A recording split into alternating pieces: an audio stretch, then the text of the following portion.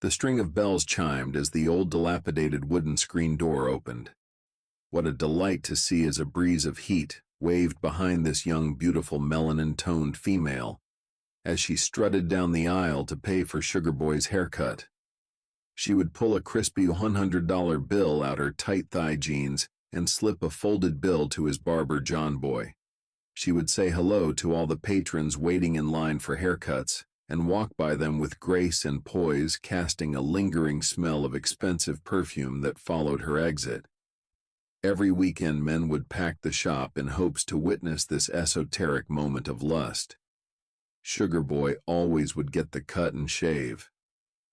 A 1.5 going with the grain, a sharp taper fade with a clean-shaved face. Many men wondered what made Sugar Boy any different than them, while others envied the fact of the young woman he had to pay his hair tab every weekend. Sugar Boy would exit the shop, and all the men would look through the old, thick, dusty storefront like frogs peeping through ice, watching Sugar Boy and Tia hug and converse. A deep love in both of their eyes revealed, minus the 15-year age gap, their hearts only knew one beat. Tia turned the key to her new paper-tagged Lexus, let all the windows down and pulled off with Sugar Boy in tow behind in his old beat-up pickup truck. John Boy would start gossiping once Sugar Boy left the barbershop. As soon as he stepped one foot out the door's threshold. Boy, Sugar Boy is so sweet. Look at that fine gal he got coming in here to pay for his haircut. Now, if that was me, I would have her do a little bit more than pay. I would make her give me a kiss on the cheek, right here, pointing this his puffy gray hair-filled jaw. Them men in waiting just would always slander the shop's atmospheres with all types of comments and opinionated remarks. This was the typical Saturday at John Boy's. Carolina Coast was Sugar Boy's little piece of heaven, as he would like to recall. The area was one of the biggest farmland cultivation and production centers for the state. Sugar Boy's family was a wealthy generational farmers' guild, still operating strong in the 21st century. Goldie, who was Sugar Boy's daddy name, was engraved in the farmer's grail in the state. He was known for refining the agriculture industry throughout the entire coast. He was also known for having key connections to all the top crop politicians and bankers at the state's capital. Goldie passed away several years ago from old age, and rumor has it that he had infused every bit of wisdom and knowledge into his boy, Sugar. Who got his name from Goldie? Because the way things were back in the day, they were too sweet to be true for a black man pulling a tractor in fields. Sugar Boy stood 6 feet tall, 300 pounds solid, with big feet, big overalls, and big hands. He was sweet old man who kept nothing but crisp $100 bills in his pocket at all times. He would go to the store to buy a can of pop and hand the cashier a $100 bill, wave for her to keep the change, and walk right out the store. Sugar met Tia on a scorching hot day at the Rose Hill Farmers Market. Goldie and Sugar would always get up early on the weekends to get rid of their surplus stock of produce at the market, and to the joy of meeting new people who would happen to pass through on their way to the beach. Sugar Boy would always see his father Goldie be on his best behavior when one particular customer would approach their vegetable table. He not only would discount the sale, he would even give away some of his best fruit for free. He hid in a secret pail he had for top-paying out-of-town, paying customers. Sugar didn't understand the connection between this strange woman and his dad, knowing Mama was at home in the kitchen making supper and waiting for their return. Goldie just turned to Sugar and said, "You'll understand one day, son. It's all in the crops." That day came. Sugar Boy continued his dad's farmer's market tradition, keeping the best fresh fruits and vegetables a farmer can have, and he also kept a sacred pail of crops for his top payers.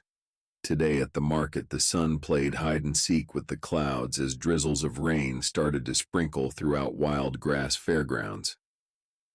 The shower storm lasted about 5 minutes, and the sun started returned to beat the crop tents and tables. Sugar Boy felt a surprisingly omnipresence feeling come him. It was strange, and his vision became slight impaired as the people and everything in the fairgrounds began to move in slow motion. The most beautiful woman he ever saw with his natural eyes stood in his presence. "Hi, I am Tia, and your name is?" As she snickered with a country squeaky laugh.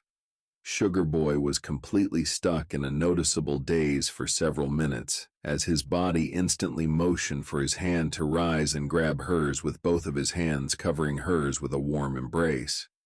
Minutes raced, and seconds burned like fire, as Sugar swore he'd met Tia before in his lifetime, but no lead left a trace in his memory. The big fella said to Tia, "Well, what brings you this way today, Mom?" As she responded with speed and wit, "I want nothing but the best, so I have heard this was the best table in the market, so here I am," rolling her eyes at Sugar with a smile that melted his heart every inch it widened. Sugar Boy was lost for words and did what he watched his father would always do. He hurried up and grabbed the secret pail and showed Tia nothing but the freshest, ripest fruit and vegetables one could ever desire. She pulled out a crispy $100 bill and told him to keep the change in advance before Sugar could even bag her produce. Tia thanked Sugar Boy for his hospitality and said, "My mama always said you Scots have some strong genes." Sugar Boy's world came crashing in. The woman who faithfully came to visit their table when his dad Goldie was alive was Tia's mother. Sugar Boy spoke up smoothly with confidence, as if he was cementing a crop contract with an ag distributor. "You're as beautiful as your mama, gal." From this day on, the serene rural Rose Hill community recognized these two to be inseparable. Many unforgettable nights were spent on the high-weeded dirt roads in Sugar Boy's old pickup truck. Tia's soft, tall, dark-skinned legs and painted toes hung out the truck's window wrap snugged under Sugar's arms, as the two would stargaze spitting out boiled peanut shells. Sugar's belly would be a soft support pillow sack for Tia's straight, fine black silky hair, as his open dicky shirt's top pocket, filled with loose $100 bills, sat comfortably.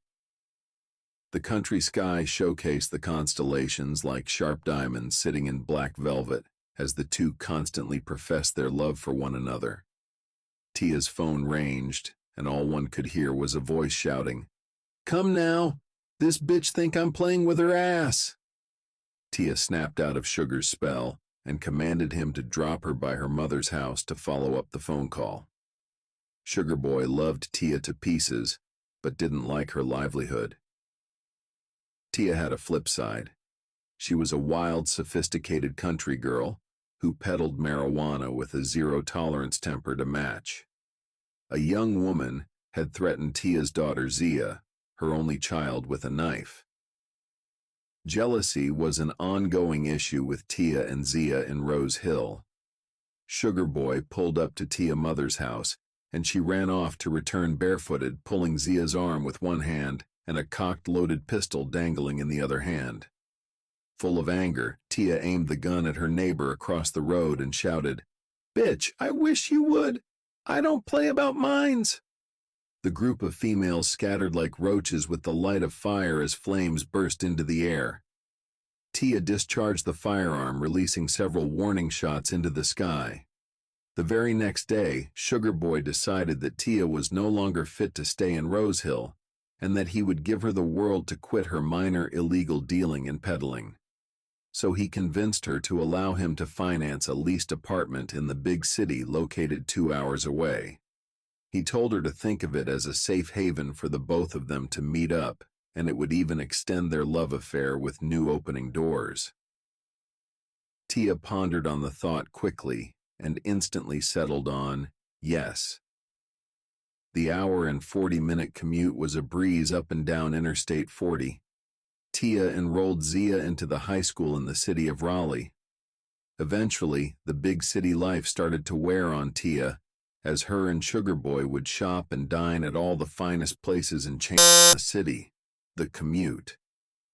Back home slowed down and Tia became more involved in Zia's budding teenage life and activities.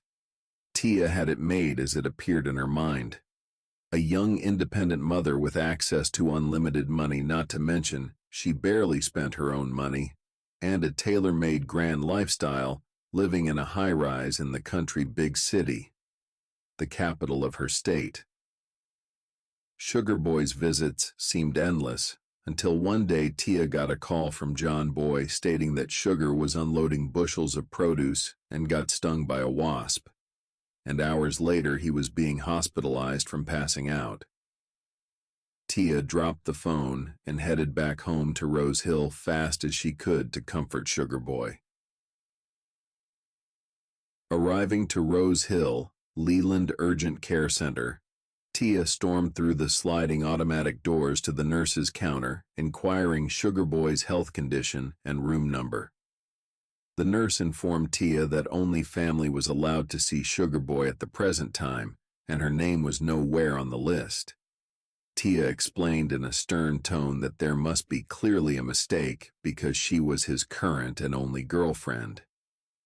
The nurse told Tia that Sugar Boy's wife and children were with him, and that if she doesn't exit the center, she would call the police. Tia disappeared. Tia woke up bright and early in her high-rise apartment to the chirping of the local birds. When she reached for her phone, she noticed several missed texts and calls from multiple Rose Hill numbers. Immediately, she opened John Boy's text message to reveal a digital obituary with Sugar Boy's written legacy. She couldn't believe what was happening and went into a deep stage of depression. Tears left her eyes rapidly, and she fought with God for reason for this sudden tragedy. The funeral was set for the next day, and Tia had to make one of the biggest decisions her life. The entire community of Rose Hill knew about Tia and Sugar Boy's affairs, and surely his wife knew. Yet it never appeared to Tia that his wife existed. The chapel was busting wall to wall with onlookers, as the Amazon-sized casket sat in the middle of the floor below the stage of the choir. When Tia walked in the room, the entire church became quiet. Heads rolled in disbelief of her audacity to appear in the flesh.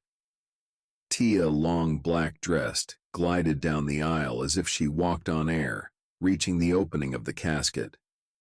Before the pastor could utter a word, she lifted her black netted vial, and with a soft tone she said, "Hey, Sugar," to the opening of the casket. There Sugar Boy laid to rest in his bib overalls and razor-sharp taper and clean face shave. Tia laid a rose across his heart as everyone watched. Sugar Boy's wife hushed her son as he asked, "Mama, who's that lady up there with Daddy?" Tia whispered in Sugar's ear that she would keep her promise to him to quit dealing, and turned around and left the room. Tia remained in Rose Hill in a deep funk for several weeks after Sugar Boy's funeral. She felt as if her life was dead. Rumors and messages would get back to her from the plenty of jealous women in the area. Many would laugh and ask what would Tia do now since Sugar is no longer living. Tia went to one of Sugar Boy's secret hiding spots way deep out in the country, where he hid most of his antique cars. In the glove compartment of his '66 Chevelle was a piece of paper bearing a message that read, "The red tractor is yours. Just make sure you change the oil. Love always, Goldie." To be continued.